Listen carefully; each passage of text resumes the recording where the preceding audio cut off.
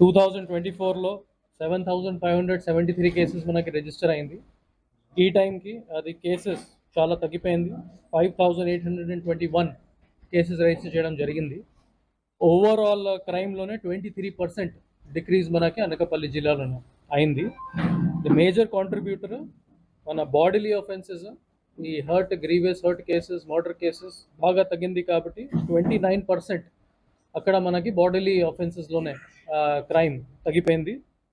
Crime against women కూడా అన్ని heads చూసుకుంటే అక్కడ కూడా outraging modesty of women, crime against women, dowry death cases అన్ని చోట్ల మనకి ఓవరాల్ క్రైమ్ అగేన్స్ట్ ఉమెన్ కూడా రిడక్షన్ చేయడం జరిగింది. టోటల్ 25% అక్కడ రిడక్షన్ అయింది. ఈ 2 హెడ్స్లో మనకి క్రైమ్ కూడా పెరిగింది. ఈ సైబర్ క్రైమ్ చూసుకుంటే 25% పెరిగింది, and social media abuses cases చూసుకుంటే 11% అక్కడ ఇంక్రీజ్ అయింది. Overall percentage reduction is 23%.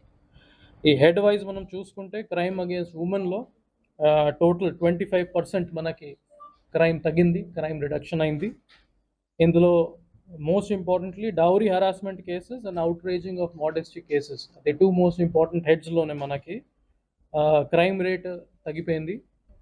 Dowry harassment, which is an indicator of marital disputes and family related offences, ఇందులో 11% రిడక్షన్ మనకి కనిపిస్తూ ఉంది.